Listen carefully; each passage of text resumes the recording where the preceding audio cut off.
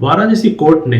ज्ञानव्यापी मस्जिद सिलसिले में archaeology survey of India ASI को ऑर्डर दिया है कि वो वहां पर जाकर सर्वे करें। हमारा मानना है कि ये एक ऑर्डर जो है, ये ऑर्डर मुल्क के लिए बहुत खतरनाक है, मुल्क के लॉ एंड ऑर्डर के लिए बहुत खतरनाक है और खासकर मुल्क के माइनॉरिटीज के रिलीजियस फ्रीडम और उनके फ्यूचर के लिए बहुत खतरनाक है। क्योंकि ये ऑर्डर जो है RSS का जो एक प्लान है, जो इंडिया के माइनॉरिटीज के हुकूक को खत्म करने का जो उनका प्लान है, इंडिया के माइनॉरिटीज का जो रिलीजियस प्लेसेस है उस पर कब्जा करने का जो उनका प्लान है, उस प्लान का साथ देता है। हम आपके सामने 2-3 बात रखना चाहते हैं जिससे पता चलता है कि ये जो ऑर्डर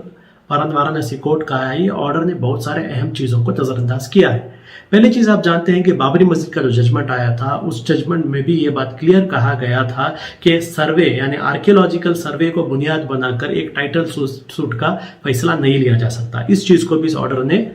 नजरअंदाज कर दिया है। दूसरा, जो प्लेसेस ऑफ वर्शिप एक्ट 1991 है, जिसमें एक क्लियरली फैसला लिया गया है कि इंडिया के अंदर 15 अगस्त 1947 को जिन रिलीजियस प्लेसेस का स्टेटस जैसा था उसको वैसा ही रखा जाए, इस चीज को भी ये ऑर्डर आगे जाकर चैलेंज करेगा और ये उसके लिए मुखालिफ बनेगा। तो इन 2 चीजों को सामने रखते हुए हम पॉपुलर फ्रंट ऑफ इंडिया की तरफ से हाई कोर्ट और सुप्रीम कोर्ट से ये डिमांड करते हैं या अपील करते हैं कि इमीडिएटली ये जो ऑर्डर वाराणसी कोर्ट का है, इस ऑर्डर को क्वॉश किया जाए, खारिज किया जाए। चंद बातें मैं आपके सामने ये भी रखना चाहता हूं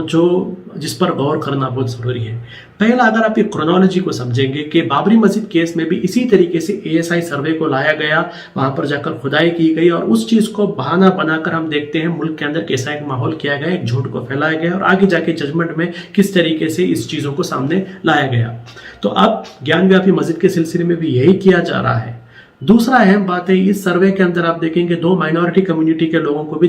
कमेटी में डालने के लिए कहा गया है। वो इसलिए क्योंकि ताकि इससे कोई भी रिजल्ट आ जाए, उस रिपोर्ट के रिजल्ट को एक तरीके से एक लेजिटिमेसी दी जाए कि देखिए भाई, इसके अंदर माइनॉरिटी कम्युनिटी के भी लोग थे।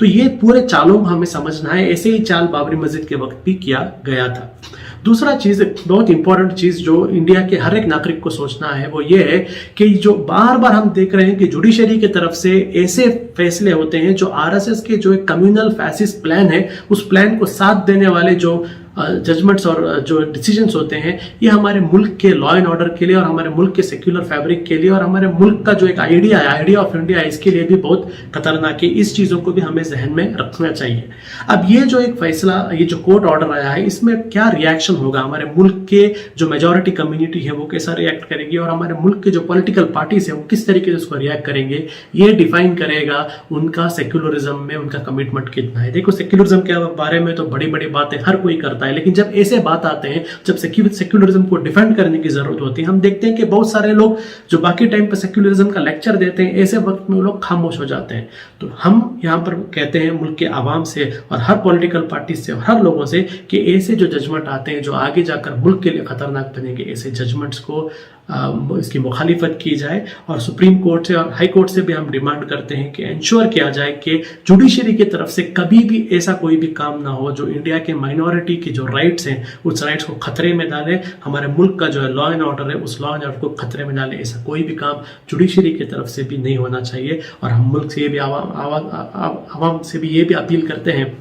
कि RSS के जो प्लान्स हैं, इस प्लान्स को कभी भी कामयाब नहीं होने देना चाहिए। हम हर कोई जानते हैं किस तरीके से अयोध्या को इस्तेमाल किया देश के अंदर एक पोलराइजेशन करने के लिए, पॉलिटिकल बेनिफिट्स के लिए। और आज भी हम देख रहे हैं काशी, मथुरा के नाम पर और बहुत सारे मस्जिद जो इनके लिस्ट के अंदर हैं, उन चीज़ों को भी यही एक ऑर्डर बनाकर ये लोग मुल्क के अंदर ऐसा एक तफरीक लाने की कोशिश कर रहे हैं। मुसलमानों से भी मेरा एक अपील है कि जिस तरीके से बाबरी मस्जिद का इशू हमने देखा, हमें एक सबक मिल गया है, हमारी जिम्मेदारी होनी चाहिए कि अलग कोई भी मस्जिद हो, उस मस्जिद का हाल बाबरी मस्जिद जैसा नहीं होना चाहिए। उसके लिए क्या क्या डेमोक्रेटिकली, लीगली और जो हमें करना है वो करने के लिए मुस्लिम कम्युनिटी भी तैयार होना चाहिए।